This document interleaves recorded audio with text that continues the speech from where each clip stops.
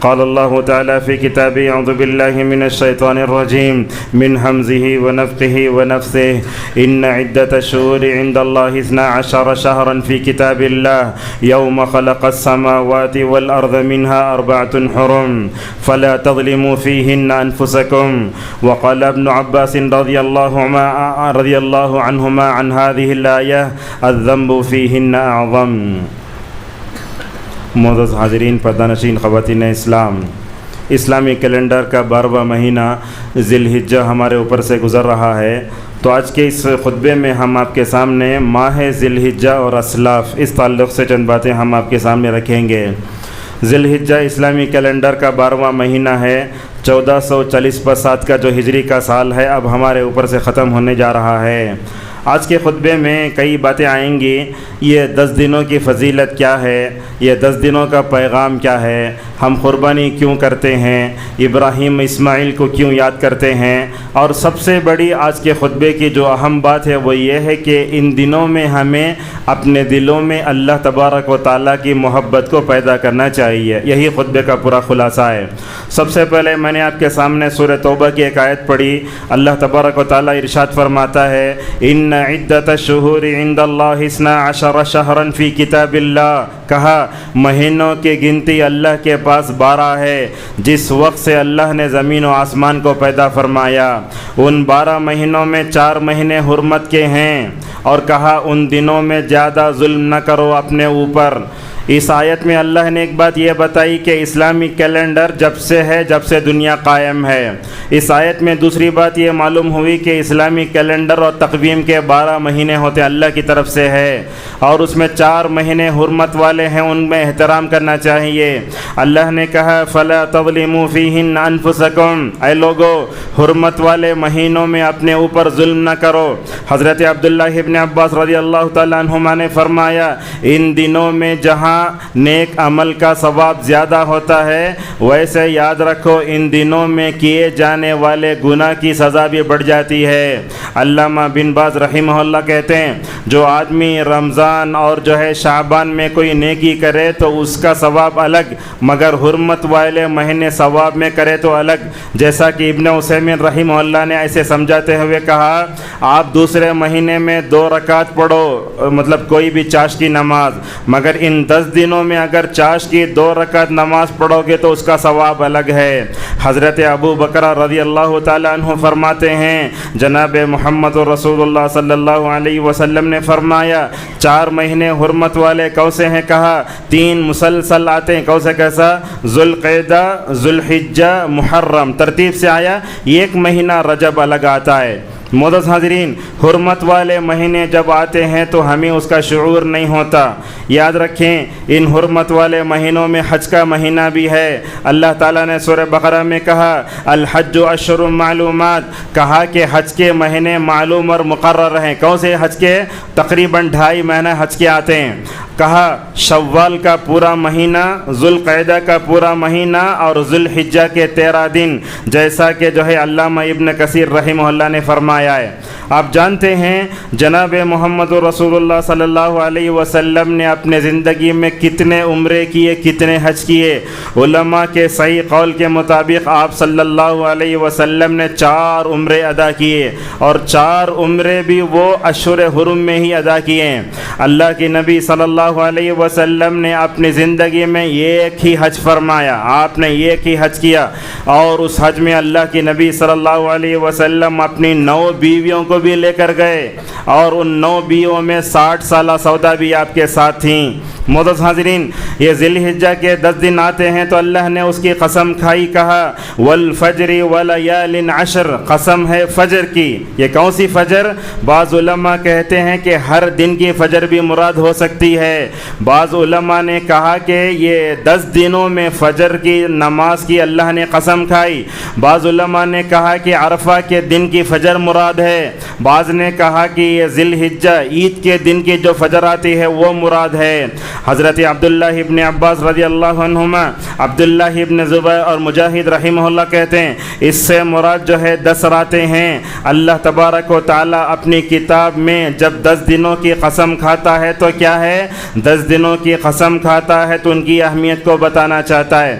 معزز حاضرین، یہ 10 دن جو آتے ہیں نا، ان کا سب سے بڑا پیغام یہ ہے کہ ہم اپنے دلوں میں اللہ کی تعظیم پیدا کریں۔ ان دنوں کا سب سے اہم پیغام یہ ہے کہ ہم اپنے دلوں میں اللہ کا ڈر اور خشیت پیدا کریں۔ اللہ نے جہاں حج کے بارے میں کہا تو وہیں کہا وَتَزَوَّدُوا فَإِنَّ خَيْرَ الزَّادِ التَّقْوَى، لوگو تقوی کو اختیار کرو، اور مومن کے لیے سب سے بہترین توشہ اس کا تقوی ہے۔ اور یاد رکھو ان دنوں میں ہمیں کیا کرنا، ان دنوں کا زیادہ احترام کرنا چاہیے، اور جن کے دلوں میں تقوی ہوتا ہے وہی ان دنوں کا احترام کرتا ہے۔ اللہ تعالیٰ نے سورہ حج میں اسی بات کو کہا وَمَن يُعَظِّمْ شَعَائِرَ اللَّهِ فَإِنَّهَا مِن تَقْوَى الْقُلُوبِ۔ معزز حاضرین، رسول اکرم صلی اللہ علیہ وسلم اپنے صحابہ کو جب بھی کوئی نیکی کا موسم آتا، فضیلت والا موسم آتا، تو آپ اپنے صحابہ کو اس سے آگاہ کراتے۔ آپ صلی اللہ علیہ وسلم نے فرمایا دیکھو اللہ کے پاس یہ دن بہت افضل ہیں، ان دنوں میں کیا جانے والا عمل اللہ تبارک و تعالیٰ کو جہاد سے بھی زیادہ پسندیدہ ہے۔ ہم دیکھتے ہیں ان دنوں کو ہم عام دنوں کی طرح گزار دیتے ہیں، نہیں، یاد رکھو ان دنوں میں ریلز دیکھنا، شارٹس دیکھنا، بیکار باتیں کرنا، اس کا ثواب، اس کا جو ہے سزا اور بڑھ جاتی ہے۔ لہٰذا ان دنوں میں نیک عمل ہوتا ہے نا، اللہ کو بہت پسند ہے۔ کیا کیا کرنا چاہیے؟ مختصر اگر بتاؤں، ہر وہ کام جس کو اللہ پسند کرتا ہے، ہر وہ کام جس سے اللہ راضی ہوتا ہے، ان تمام کاموں کو ہمیں چند دنوں میں 10 دنوں میں کرنا چاہیے۔ کیا کیا کرنا؟ سب سے پہلے تو ان 9 دنوں میں نفلی روزہ رکھنا۔ اب لوگ سوچتے ہوں گے 4:40 کو اذان ہو رہی ہے اور اس کے بعد 6:45 کو 14 گھنٹے کا روزہ کون رکھتا، سمجھیں گے؟ نہیں، 9 دنوں کا روزہ رکھنا رسول اکرم صلی اللہ علیہ وسلم سے ثابت ہے۔ اسی طریقے سے ان دنوں میں ہر وہ کام کرنا جس سے ہم اللہ کے قریب ہو جائیں، صدقہ و خیرات کرنا، عبادت کرنا، آگے ہم ذکر کریں گے۔ بلکہ علامہ ابن حجر کہتے ہیں ان دنوں میں بڑی بڑی عبادتیں جمع ہو جاتی ہیں، اسی لیے رسول اکرم صلی اللہ علیہ وسلم نے ان 10 دنوں میں عمل صالح کو افضل قرار دیا۔ حضرت جابر رضی اللہ تعالیٰ عنہ فرماتے ہیں کہ نبی کریم صلی اللہ علیہ وسلم نے کہا افضل ایام الدنیا، پورے خطبے میں سب سے بہترین حدیث یہی ہے۔ آپ نے کہا کہ دنیا کے سب سے بہترین دن، ہمارا حال کیا ہوتا ہے؟ دنیا میں کوئی آفر رہا تو ہم اس کے پیچھے بھاگتے، اللہ اور اس کے رسول جو فضیلت بتاتے اس فضیلت کو حاصل کرنے کی ہمارے اندر حوصلہ اور طاقت نہیں ہے، یہ ہمارے اندر ایمان کی کمی کی دلیل ہے۔ دیکھو ابو عثمان النہدی رحمہ اللہ کیا کہتے ہیں، السلف كانوا يعظمون 3 عشرات، العشر الأخير من رمضان، والعشر الأول من ذي الحجة، والعشر الأول من المحرم، رواہ البیہقی۔ سلف کیا کرتے تھے؟ 10 دنوں کا بڑا احترام کرتے تھے۔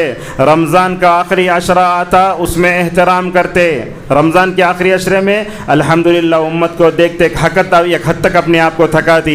اسی طریقے سے جب ذی الحجہ کے 10 دن آتے اسلاف ان کی بھی تعظیم کرتے، اور جو ہے محرم کے 10 دن آتے تو بھی الحمدللہ اس کی بھی تعظیم کرتے۔ اب دیکھو سوال کیا آتا ہے، رمضان کا آخری عشرہ افضل ہے یا ذی الحجہ کے 10 دن افضل ہیں؟ دیکھو دونوں حدیثیں پڑھ لیے مگر علماء کو سمجھ میں نہیں آتا، بحث کرتے۔ شیخ الاسلام ابن تیمیہ رحمہ اللہ کہتے ہیں دیکھو یہ غور سے سنو، دنوں کے اعتبار سے ذی الحجہ کے 10 دن افضل ہیں، راتوں کے اعتبار سے رمضان کا آخری عشرہ افضل ہے۔ یہ تمام باتیں ہمیں بتاتی ہیں کہ اسلاف ان دونوں کی فضیلت کو جاننے کے لیے مکمل طور پر کیا کرتے تھے؟ کوشش کرتے تھے۔ ان دنوں میں ہمیں کیا کرنا، جیسے میں نے پہلی بات کہی، ان دنوں میں عبادت کرنے کے لیے اللہ تعالیٰ سے توفیق اور مدد مانگنا۔ جب تک اللہ کی توفیق ہمارا شامل حال نہ ہو ہم ایک نیک کام نہیں کر سکتے۔ بندہ یہی تو کہتا ہے ایاک نعبد و ایاک نستعین، اے اللہ میں تیری عبادت کرتا ہوں، تجھی سے مدد چاہتا ہوں۔ دیکھو یہ تربیت کا انداز کیسا ہے۔ ایک دن جناب محمد رسول اللہ صلی اللہ علیہ وسلم نے معاذ بن جبل رضی اللہ عنہ کے کندھے پر ہاتھ رکھا۔ دیکھو ہاتھ رکھا، آپ یہ دعا سکھانے جا رہے ہیں۔ دیکھو کہتے ہیں واللہ لو احبک یا معاذ، اے معاذ میں اللہ کی قسم تمہارے سے محبت کرتا ہوں۔ آپ نے 3 مرتبہ یہ جملہ ارشاد فرمایا۔ اللہ کے نبی معاذ کو اپنی طرف متوجہ کرنا چاہتے ہیں۔ 3 مرتبہ کہہ کر نبی کریم صلی اللہ علیہ وسلم نے کیا نصیحت کی ہوگی؟ کہا اے معاذ میں تم کو اس بات کی نصیحت کرتا ہوں کہ فرض نمازوں کے بعد یہ دعا پڑھنا کبھی نہ بھولنا۔ وہ دعا کیا ہے؟ اللہم اعنی علی ذکرک و شکرک و حسن عبادتک، اے اللہ تیرا شکر کرنے کی تو توفیق دے مجھے، اے اللہ تیرا ذکر کرنے کی توفیق دے مجھے۔ 2 الفاظ ہو گئے، نبی کے الفاظ دیکھو، اللہ کے نبی بولتے ہیں ذکر و شکر کے ساتھ بندے کی زندگی میں سب سے اہم چیز عبادت ہے، اے اللہ عبادت کو اچھے طریقے سے انجام دینے کی کوشش کر مجھے۔ لہذا جب بھی ہم نماز پڑھتے ہیں، نماز کے بعد یہ دعا پڑھ کے اللہ سے ہم کیا بولتے ہیں؟ اے اللہ تیری عبادت جیسے کرنا تھا ویسے نہیں کیا میں، استغفر اللہ و حسن عبادتک کہہ کر بندہ یہ کہتا ہے اے اللہ تیرا ذکر تیرا شکر تیرے حسن عبادت کرنے کی جب تک تو توفیق نہیں دیتا میں یہ کام نہیں کر سکتا۔ لہٰذا ان دنوں میں اگر ہم کوئی بھی نیک کام کرنا چاہتے ہیں تو اللہ سے مدد مانگنا چاہیے۔ ایک طرف ایسے ہوا، دوسری طرف جناب محمد رسول اللہ صلی اللہ علیہ وسلم نے کیا کیا؟ چھوٹے بچے، اللہ کی نبی کے وفات کے بعد ابن عباس کی عمر 13 سال کی ہے، جانور پر بیٹھ کر پیچھے بٹھا لیے بچے کو، بولتے اے غلام دیکھو اے بچے میں تم کو چند باتوں کی نصیحت کرتا ہوں، ان باتوں کو اپنے دامن سے باندھ کر رکھنا۔ اس میں ایک جملہ یہ تھا وَإِذَا اسْتَعَنْتَ فَاسْتَعِنْ بِاللَّهِ، اگر تم کو کسی کام میں مدد ہونا ہو تو اللہ سے مدد حاصل کرو۔ اللہ کی توفیق اور اس کی مدد کے بغیر ہم کوئی نیک کام نہیں کر سکتے۔ یہی بات تو لا حول ولا قوت الا باللہ میں بتائی گئی۔ لا حول ولا قوت کا مطلب کیا ہوتا ہے؟ اے اللہ نیکی کی توفیق دینے والا تو ہے، برائی سے روکنے والا تو ہے، اگر تو نہ ہو تو میں نیکیاں کر بھی نہیں سکتا، برائی سے رک بھی نہیں سکتا۔ معزز حاضرین، ان دنوں میں اللہ کا خوب ذکر کرنا چاہیے۔ اللہ نے کئی جگہ کہا لِيَذْكُرُوا اسْمَ اللَّهِ عَلَى مَا رَزَقَهُم مِّن بَهِيمَةِ الْأَنْعَامِ، وہیں کہا فِي أَيَّامٍ مَّعْلُومَاتٍ، اللہ کا خوب ذکر کرو۔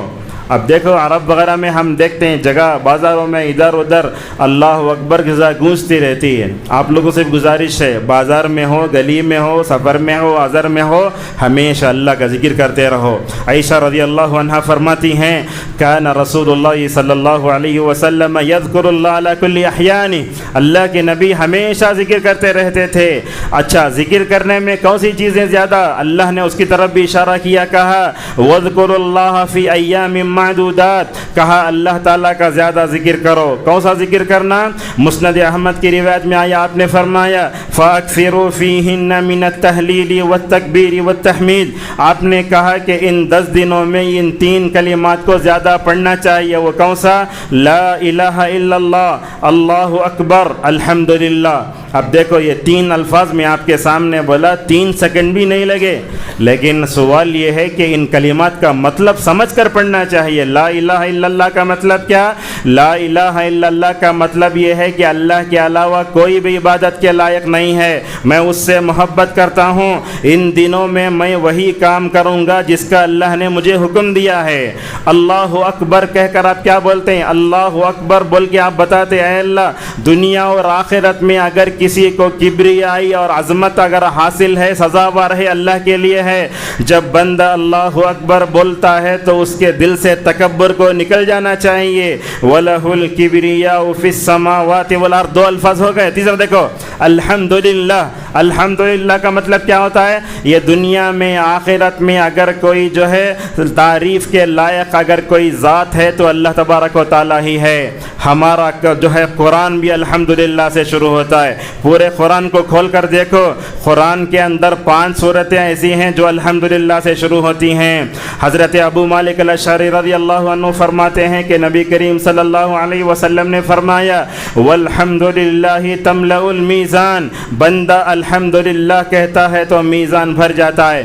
معزز حاضرین، ایک بات آپ کو بتاتے ہیں، آج کل لوگ بازار کو بہت جاتے ہیں، بازاروں سے ہمیں زیادہ محبت ہے، مسجدوں سے نفرت ہے۔ مسجد میں آ گئے تو ہمیں پہلے کب بھاگنا سوچتے، لیکن بازار بولا تو انسان گھنٹے گھنٹے گزارنے تیار ہو جاتا۔ آپ نے کہا اللہ کو مسجدیں بہت پسند ہیں، لہٰذا مسجدوں میں زیادہ وقت گزارو۔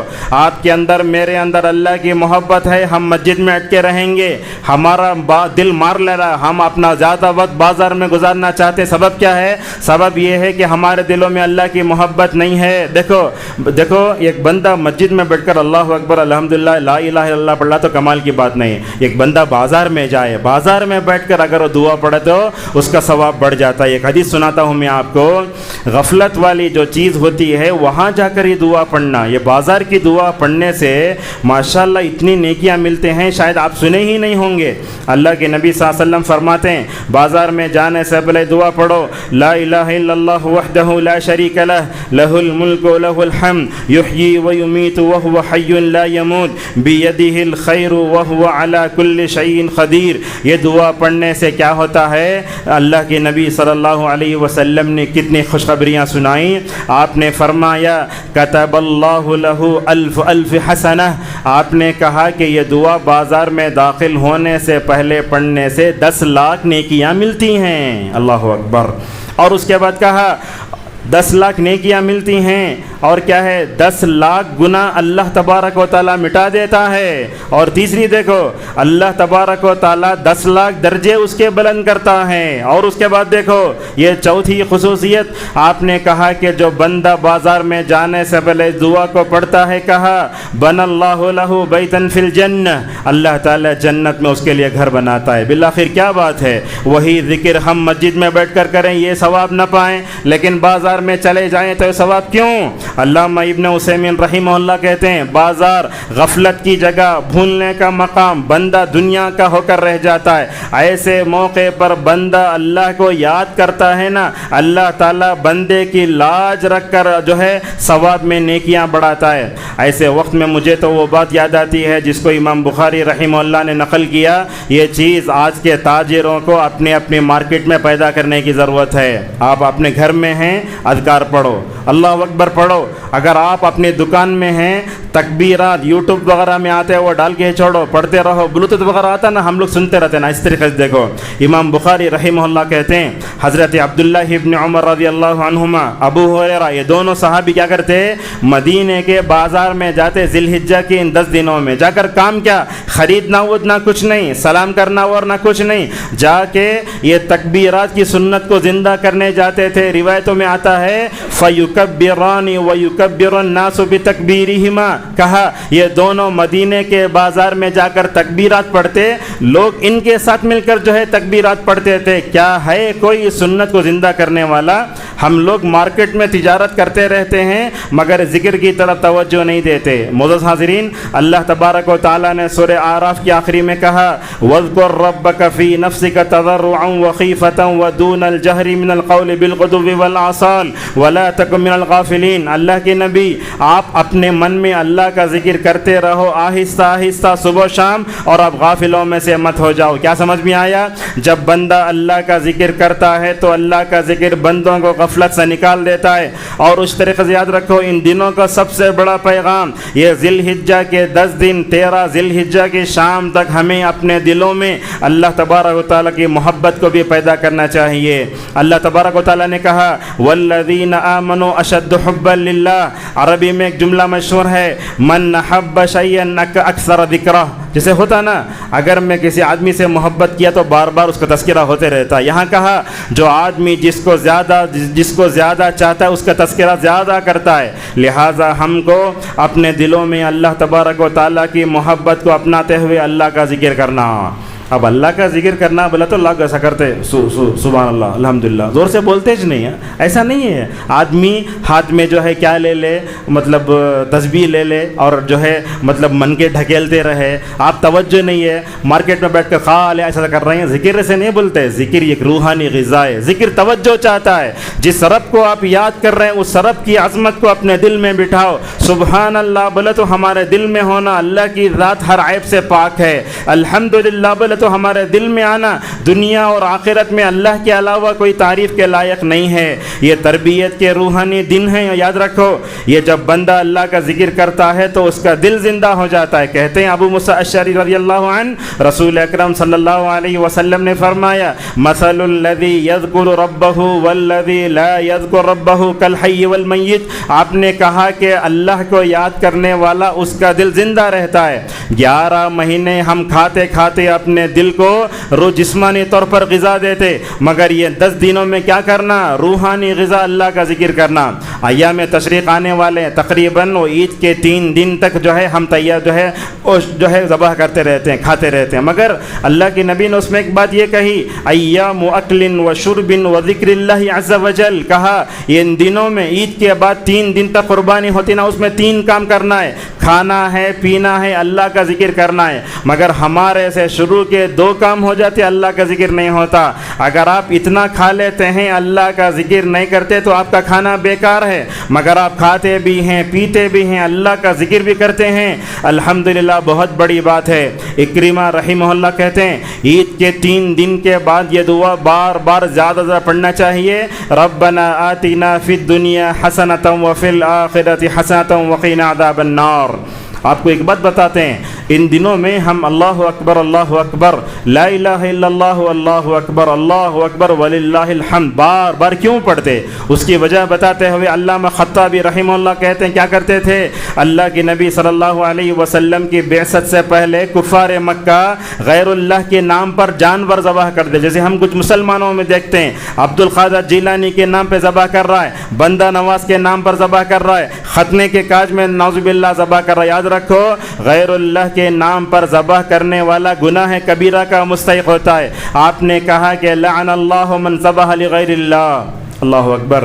دیکھے ہوں گے آپ، اسلام جانوروں کے ساتھ ہمیں کیا کرتا ہے؟ حسن سلوک کی تاکید کرتا ہے۔ غیر مسلموں کو دیکھیں گے بکرے کو چھانٹتے ہیں، اس کے سر سے اس کے جو ہے تھن کو جدا کر کے اس کے سر پہ رکھ لے جا کے جو ہے وہ جو ہے اپنی عبادت گاہوں کی دیواروں کو خون لگاتے ہیں۔ اسلام ایسا نہیں کرتا، اسلام یہ بتاتا ہے کہ ایک جانور کو دوسرے جانور کے سامنے ذبح نہ کیا جائے، اس کے سامنے چھری تیز نہ کی جائے۔ کیا کرتے تھے وہ لوگ؟ جانوروں کو ذبح کر کے خون لے جا کے کعبۃ اللہ کے دیواروں کو لگاتے تھے، اور کیا کرتے تھے؟ لات و عزیٰ اپنے بتوں کا نام لیتے تھے۔ اللہ نے کہا یاد رکھو تمہارا خون تمہارا گوشت اللہ نہیں دیکھتا، بلکہ اللہ اس جذبے کو دیکھتا ہے جس جذبے سے تم جانور کی قربانی کرتے ہو۔ لہذا جب ہم قربانی کرتے ہیں دعا پڑھتے قل ان صلاتی و نسکی و محیای و مماتی، اے اللہ میرا جینا، میرا مرنا، میری زندگی، میری ساری عبادتیں تیرے لیے ہیں۔ بھلا بتلائیے جو بندہ قربانی کرتے وقت ایک طرف ایک دعا پڑھے، دوسری طرف جو ہے ذبح کرتے ہوئے جانور کی ویڈیو لے اور اس کے بعد اسے اپلوڈ کرے، تو سمجھیے آپ کی قربانی قبول ہے نہیں ہوتی۔ آپ دعا پڑھ رہے ہیں اے اللہ میں تیرے لیے قربان کر رہا ہوں، دوسری طرف ویڈیوگرافی کر رہے ہیں، بالکل غلط بات ہے۔ اور ملک کے ان ناموافق حالات میں ہمیں اس بات پر بڑا یہ ہونا چاہیے کیا کہ ہم اس طرح کی ویڈیو لے کر اپنے گھر کے واٹس ایپ کے گروپ میں ادھر ادھر ہرگز شیئر نہ کریں۔ معزز حاضرین، وہ کیا کرتے تھے؟ اپنے بتوں کا نام لیتے تھے۔ اللہ تعالیٰ نے نبی کریم صلی اللہ علیہ وسلم سے کہا آپ اپنے رب کی بڑائی بیان کرو، لہٰذا ہم اللہ اکبر کہہ کر اللہ کی کبریائی اور اس کی توحید کا مکمل طور پر اعلان کرتے ہیں۔ معزز حاضرین، آپ کے خطبے میں آپ کو ایک بات بتاتے ہیں، ہمیں اللہ کا ذکر کرنے جاتے ہیں مگر اللہ کا ذکر کر نہیں پاتے۔ کبھی یہ سوچو، یہ خطبہ بھی آپ سن رہے ہیں، اللہ کا ذکر کرنا چاہیے مگر اللہ تعالیٰ کے ذکر کی راہ میں کچھ رکاوٹیں کیا؟ سن لو، جس کے دل میں کفر و شرک ہوتا ہے وہ کبھی اللہ کا ذکر نہیں کر سکتا۔ آپ دیکھو درگاہ کو جانے والا، عرس میں جانے والا، اور اسی طریقے سے ہم دیکھتے ہیں قبرستانوں، خانقاہوں، مزاروں کو جانے والا اور عاملوں کاملوں کے چکر میں قبر پرستی کے فتنے میں پڑنے والا کبھی اللہ کا ذکر نہیں کر سکتا۔ اگر انہیں اللہ کا ذکر کیا تو اسے اللہ تعالیٰ کے ذکر کی لذت اور مزہ بھی معلوم نہیں ہوتی۔ اللہ یہی بات تو سورہ جو ہے زمر میں یوں فرماتا ہے وَإِذَا ذُكِرَ اللَّهُ وَحْدَهُ اشْمَأَزَّتْ قُلُوبُ الَّذِينَ لَا يُؤْمِنُونَ بِالْآخِرَةِ، جب کافروں کے سامنے اللہ اور اس کی توحید کا ذکر آئے تو بیزار ہو جاتے۔ وَإِذَا ذُكِرَ الَّذِينَ مِن دُونِهِ إِذَا هُمْ يَسْتَبْشِرُونَ، اللہ کا ذکر چھوڑ کو دوسری ساری چیزوں میں خوش ہو جاتے ہیں۔ یہی کچھ معاملہ آج ہمارے دلوں کا بھی ہے۔ اللہ کا ذکر کرو بولے تو بچے اپنے ماں باپ اپنے بچے کو بولتے، دوسری طرف دیکھتے ہمارے بچے IPL کے فتنے میں پڑے ہوئے ہیں، ان کو اسکور چاہیے، ان کو 4 چاہیے، 6 چاہیے، ایک طرف اللہ کا ذکر اور دوسری طرف IPL کا فتنہ۔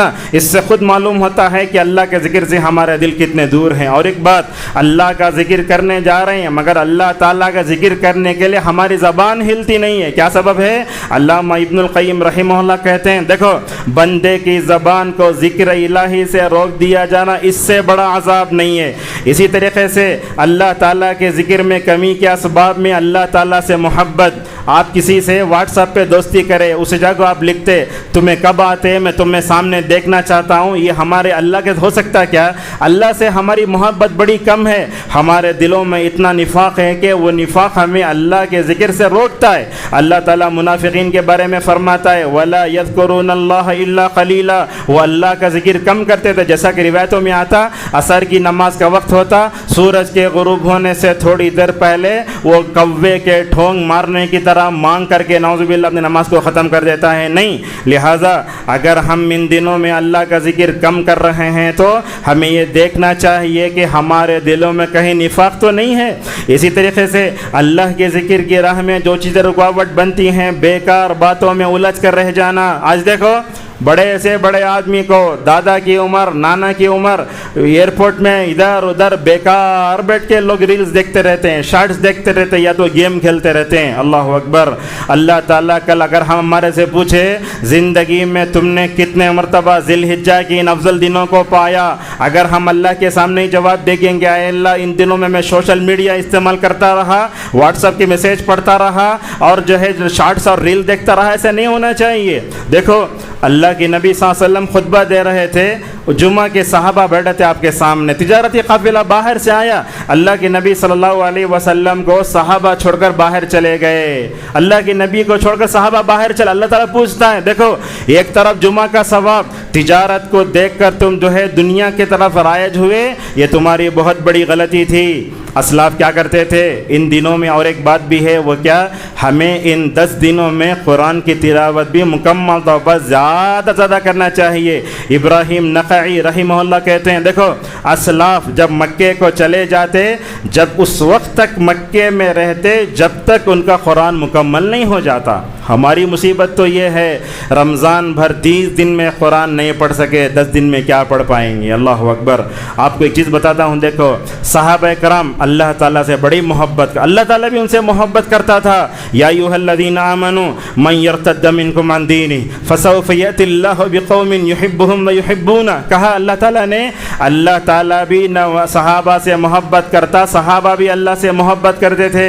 یہ روایت دیکھو کیسی ہے, البدایہ والنہایہ میں علامہ ابن حجر نے, علامہ البانی, ابن کثیر اور جو ہے ابن حجر نے, کئی علماء نے بتایا ہے. دیکھو حضرت عثمان رضی اللہ تعالیٰ عنہ نے ایام حج میں کعبۃ اللہ کے پاس کھڑے ہو کر حجر اسود کے پاس ایک ہی رکعت میں پورا قرآن ختم کیا ہے. کیا وقت رہا ہوگا, کیا برکت ہے, اللہ تعالیٰ سے کیسی محبت ہے. شاید جمعہ کے دن ہم سورہ کہف کی تلاوت بھی نہیں کر پاتے. کیسے تھے دل صحابہ کے, ایک رکعت میں پورا قرآن پڑھنا کوئی معمولی بات نہیں ہے. جب حضرت عثمان رضی اللہ تعالیٰ عنہ کو خوارج نے اطراف سے گھیر لیا, مارنے کی کوشش کی, دیکھو سب سے بڑی سرٹیفکیٹ بیوی کی ہوتی ہے, وہاں کھڑی ہو کر حضرت عثمان رضی اللہ تعالیٰ عنہ کی بیوی کہتی ہیں میرے شوہر کو مت مارو, وہ تو ایک رات میں مکمل پورا قرآن پڑھ لیتے ہیں. آپ کے ذہنوں میں سوال یہ پیدا ہوگا, رسول اللہ صلی اللہ علیہ وسلم نے 3 دن سے کم میں قرآن پڑھنے سے منع فرمایا ہے,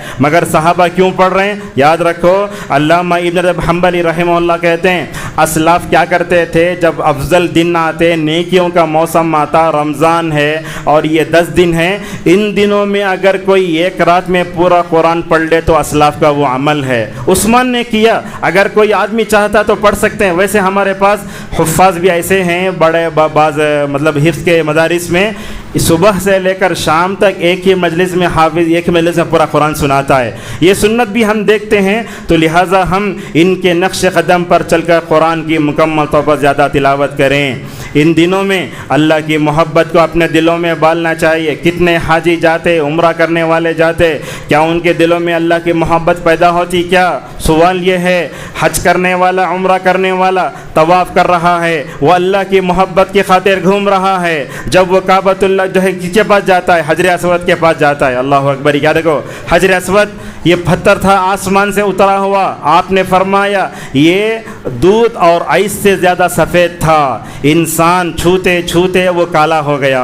اب آپ پوچھیں گے نیکی کا اثر کیوں نہیں ہوا، دودھ کی طرح ہو جاتا، کالا کیوں ہوا؟ اللہ تبارک و تعالیٰ وہ پتھر کو کالا کر کے بتاتا ہے لوگو تم جو ہے گناہ کو معمولی نہ سمجھو، گناہ کا اثر ایک پتھر پر ہو سکتا ہے تو کائنات پر ہو سکتا ہے۔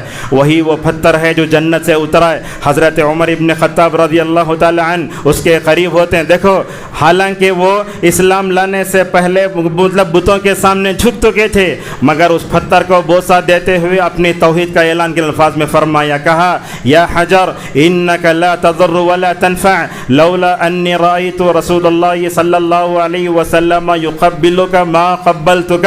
یہ الفاظ سونے کے پانی سے لکھنے کے لائق ہیں۔ بولے اے پتھر تو نفع بھی دیتا نہیں نقصان بھی نہیں دیتا، اگر میں جناب محمد و رسول اللہ کو تجھے بوسہ دیتے ہوئے نہ دیکھتا تو کبھی میں تجھے بوسہ نہیں دیتا۔ بندہ حجر اسود کے پاس جاتا ہے، اللہ کی محبت میں دو چادریں اوڑھتا ہے۔ عرفہ کے میدان میں مزدلفہ میں دیکھیں آپ، یہ دو چادریں بندہ کیوں اوڑھتا ہے؟ اللہ کی محبت میں اوڑھتا ہے۔ سوال یہ ہے جو لوگ حج عمرے کو جاتے ہیں ان کے دلوں میں اللہ کی محبت ہے کیا؟ ہے؟ کم ہے؟ کیوں نہیں ہے؟ اس لیے کہ مسلمانوں کا ایک بڑا سواد اعظم قبر پرستی میں، شخصیت پرستی میں ہے، اور جب بندہ قبر پرستی مزارات کی محبت میں تو اس کے دل میں کہاں سے محبت آئے گی؟ دیکھو یہاں بھی ہے اللہ کی محبت کی راہ میں کوئی رکاوٹ میں تو کیسے دور کرتے ہیں جانتے نا؟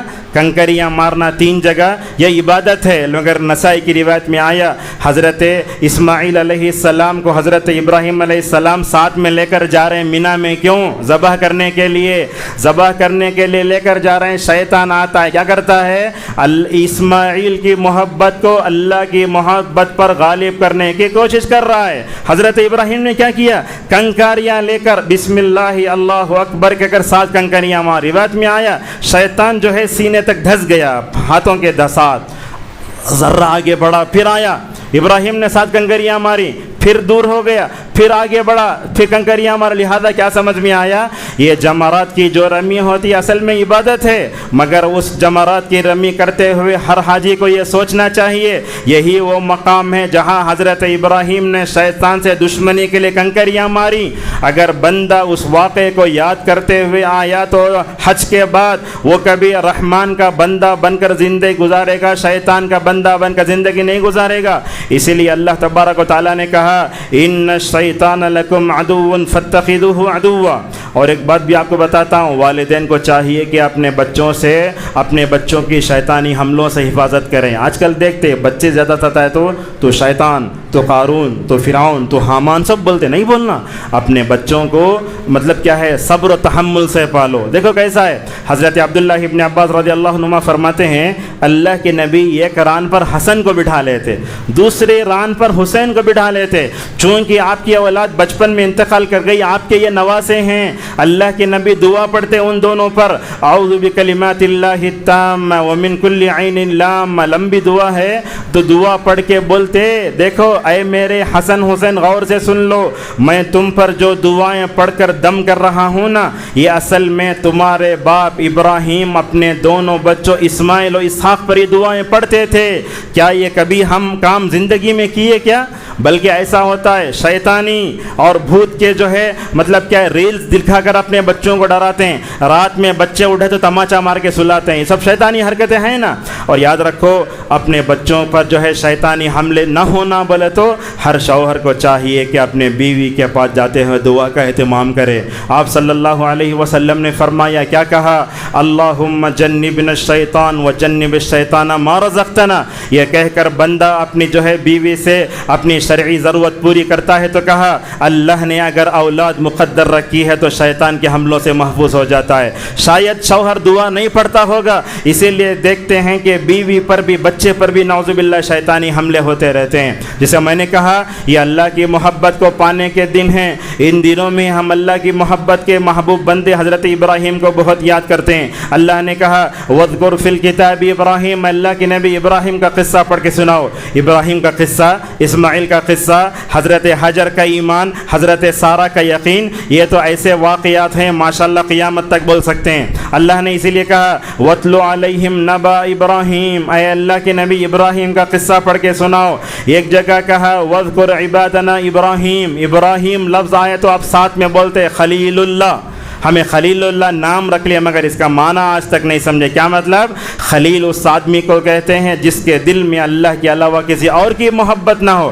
اللہ نے ابراہیم کو آزمایا، اتنے امیدوں کے بعد پیدا ہوا بچہ، جیسے بالغ ہونے لگا اللہ نے خواب میں دکھایا تو سعادت مند باپ اپنے بیٹے سے پوچھتا ہے میں تم کو خواب میں ذبح کرتے ہوئے دیکھتا ہوں، یہ سعادت مندی کیسی ہے؟ دیکھو بولتے ہیں یا ابت افعل ما تؤمر ستجدنی ان شاء اللہ من الصابرین، اے اللہ ابا جان اللہ کا جو حکم ہے کر گزریے، آپ انشاءاللہ مجھے صبر کرتے ہوئے پائیں گے۔ کیسی تھی حضرت ابراہیم کی توحید؟ اللہ کی محبت سے پورا جو ہے کیا ہوا، دل بھرا ہوا تھا، اور بندے کے دل میں اللہ کی محبت آ جاتی تو سب سے بڑا فائدہ کیا ہوتا؟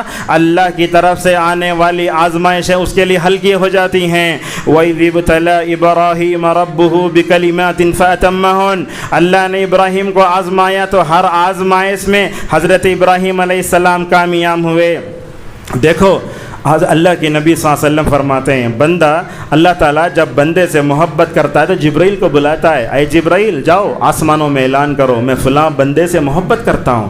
اللہ کے محبوب بندوں کا اعلان جبرائیل کی زبانی ہوتا ہے، ہر آسمان سے گزرتے ہیں، بولتے ہیں اللہ فلاں بندے سے محبت کرتا ہے تم بھی محبت کرو، آسمان میں رہنے والی نورانی مخلوق بھی اس بندے سے محبت کرنے لگتی ہے۔ اللہ تعالیٰ کے محبوب بندوں کا کیا انجام ہوتا ہے دنیا میں؟ دیکھو آپ نے فرمایا ثم یوضع له القبول فی الارض، دنیا والے بھی اس کو چاہنے لگتے ہیں۔ آپ بتائیے ابراہیم کی ذات ایسی ہے، یہودی بولتا ہے ابراہیم ہمارا، کرسچن بولتا ہے ابراہیم ہمارا، اللہ بولتا ہے ابراہیم کسی کا نہیں، ابراہیم میرا ہے۔ ما کان ابراہیم یہودیا ولا نصرانیا ولکن کان حنیفا مسلما، اور تشہد میں بیٹھتے ہیں آپ بولتے کما صلیت علی ابراہیم وعلی آل ابراہیم، ہر مسلمان تشہد میں دنیا کے کونے کونے میں مرد عورت بچے درود ابراہیم بولتے اسے، ابراہیم کے لیے بار بار دعا کرتے۔ کیا سبب ہے؟ سبب یہ ہے کہ ابراہیم نے دعا کی تھی اے اللہ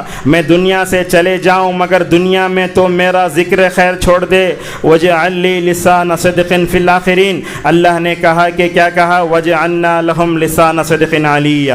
معزز حاضرین ذی الحجہ کے ان دنوں میں ایک دن آتا ہے عرفہ کا، عرفہ اور جمعہ یہ دونوں ایک ایسے مبارک دن ہیں اللہ تعالیٰ نے سورہ بروج میں اس کی قسم کھائی، کہا وشاہد و مشہود، شاہد سے مراد جمعہ، مشہود سے مراد عرفہ ہے۔ اور ایک بات بھی یاد رکھو یہ ذی الحجہ کے دن آنا نا، یہ ذی الحجہ کا پہلا جمعہ ہے، ذی الحجہ میں جو جمعہ آتا ہے اس جمعہ کا ثواب بھی بڑھ جاتا ہے۔ علامہ ابن حجر رحمہ اللہ کہتے ہیں وَيَوْمُ الْجُمْعَةِ فِي عَشْرِ ذِي الْحِجَّةِ أَفْضَلُ مِنَ الْجُمْعَةِ فِي غَيْرِهِ لِاجْتِمَاعِ الْفَضْلَيْنِ، عرفے کا دن دنیا کا سب سے بہترین دن، یہ وہ دن ہے جس دن جو ہے دین مکمل ہوا۔ اليوم اکملت لکم دینکم واتممت علیکم نعمتی ورضیت لکم الاسلام دینا، آپ نے کہا کہ یہ حج کا سب سے بہترین جو ہے ایک رکن عرفے کا وقوف بھی ہے۔ آپ عرفہ کے میدان میں چلے جاؤ، جہاں تک آپ کو دیکھتا بس یہ سفید چادریں پہن کر انسان دیکھتا ہے۔ یقیناً عرفے کا جو میدان ہے ہمیں محشر کی یاد دلاتا ہے۔ آپ صلی اللہ علیہ وسلم نے فرمایا خیر الدعاء دعاء یوم عرفہ، آپ نے کہا کہ سب سے بہترین دعا جو ہے عرفے کی دعا ہے۔ حاجی 9 تاریخ کو زوال سے پہلے وہاں جاتا ہے، خطبہ سنتا ہے، ظہر عصر ملا کر پڑھتا ہے۔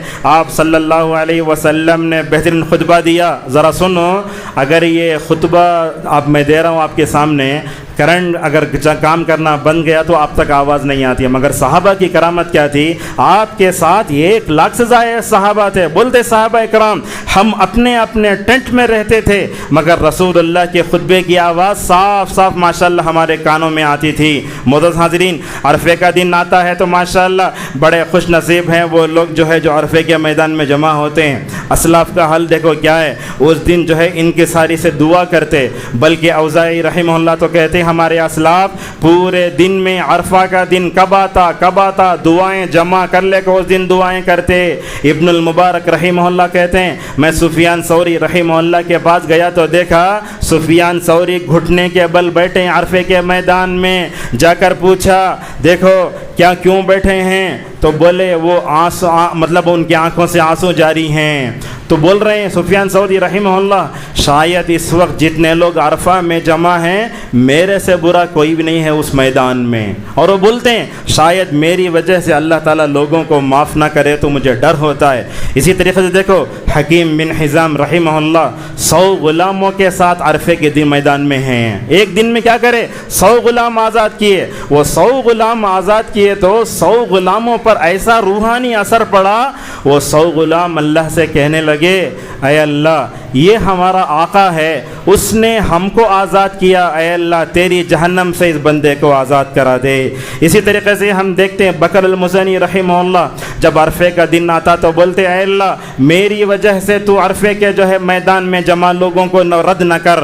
اور اسی طریقے سے ہم دیکھتے حسین بن علی رحمہ اللہ جب حجاج آئے تو بولتے اے حاجیو جو بھی تم دعا کرو گے ضرور قبول ہوگی۔ اور بعض علماء یہ بھی کہتے ہیں 50 سال تک میں نے عرفہ میں دعا کی، دوسرے دن اللہ تعالیٰ نے وہ مجھے چیز دی۔ عرفہ کے میدان میں لوگ جاتے ہیں، یہاں سے لائیو دیکھ کر ہمارا دل بھی مار لیتا ہے ہم کب جائیں گے، مگر عرفے کے میدان میں جو حاجی جاتا اس کو تو روزہ نہیں ہے، مگر غیر حاجی کو بھی اسلام نے کیا نہیں کیا، کبھی مایوس نہیں کیا۔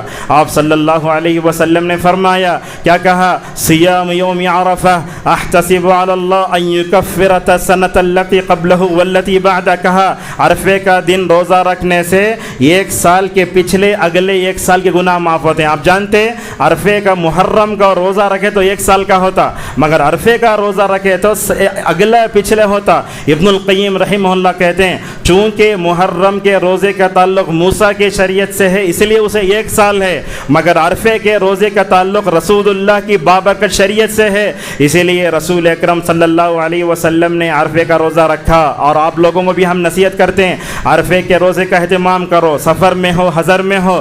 بلکہ سعید ابن جبیر رحمہ اللہ کے بارے میں آتا ہے جب عرفے کا دن ہوتا اپنے غلاموں کو اٹھاتے اٹھو سحری کرو اور مکمل طور پر یہ کرو۔ اور عرفے کا دن جب آتا ہے تو اللہ تبارک و تعالیٰ ان کے قریب آتا ہے، فرشتوں پر فخر کرتا ہے، بولتا ہے ان بندوں کو دیکھو یہ بندے کیا چاہتے ہیں، اور آخر میں اللہ تبارک و تعالیٰ فرماتا ہے دیکھو میں ان بندوں کو مکمل طور پر کیا کر رہا ہوں، معاف کر رہا ہوں۔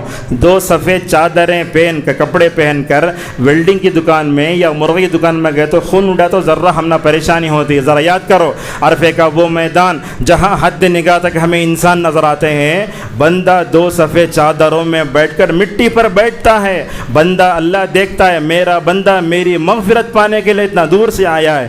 اس طریقے سے ہمیں اللہ تبارک و تعالیٰ کی محبت کو پانے کے لیے سب سارے کام کرنا چاہیے۔ اور قربانی کو بھی دیکھتے ہیں آپ جب اپنے جانور کی قربانی دیتے آپ سب سے پہلے اپنی انا کی قربانی دیتے ہیں۔ آپ جب قربانی کرنے جا رہے ہیں تو آپ اپنی خواہشات کی قربانی کر رہے ہیں۔ جب آپ قربانی کر رہے جا رہے تو اپنے زبان سے کہیں اے اللہ آج میں یہ جانور کو ابراہیم اور محمد کی سنت پر ادا کرتے ہوئے تیرے راہ میں دے رہا ہوں۔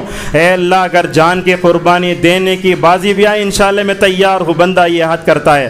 بہرحال ہماری جو بھی قربانی ہوگی وہ سب مکمل طور پر جو ہے اللہ اور اس کے رسول صلی اللہ علیہ وسلم کے بتائے ہوئے طریقے کے مطابق ہوگی، اور جو مسائل ہوں گے انشاءاللہ عید کے خطبے میں آپ کے سامنے آئیں گے۔ کہنا یہ ہے دنیا کے افضل دنوں سے گزر رہے ہیں، یہ دن ہیں اللہ کی توحید کو اپنانے کے، یہ دن ہیں اپنے دل میں اللہ تعالیٰ کی محبت کو پیدا کرنے کی۔ اللہ تبارک و تعالیٰ سے ہماری دعا ہے اللہ تعالیٰ ہم سب کو عشر ذی الحجہ کے ان دنوں کی قدر کرنے کی توفیق عطا فرمائے، اللہ تعالیٰ کا خوب ذکر کرنے، اللہ تعالیٰ کی خوب عبادت کرنے، اس کی کتاب کی تلاوت کرنے اور اس کی محبت محبت کو اپنے دلوں میں بٹھانے توفیق عطا فرمائے۔ اور ایک بات بھی ہے، ان دنوں میں ابراہیم نے اپنے بچوں کی تربیت کیسے کی، ویسے ان دنوں میں اپنے بچوں کی تربیت کرنے کے لیے ہر باپ کو ابراہیم بننا، ہر ماں کو حاجر اور سارہ بننے کی کوشش کرنا چاہیے۔ اللہ تعالیٰ سے ہم یہ بھی دعا کرتے ہیں، ابراہیم نے جیسے اپنے بچوں کی صحیح تربیت کی، اللہ تعالیٰ ہم سب کو صحیح خطوط پر اپنے بچوں کی تربیت توفیق عطا فرمائے۔ اللہ تعالیٰ ہمیں عرفے کے روزے کی توفیق نصیب فرمائے۔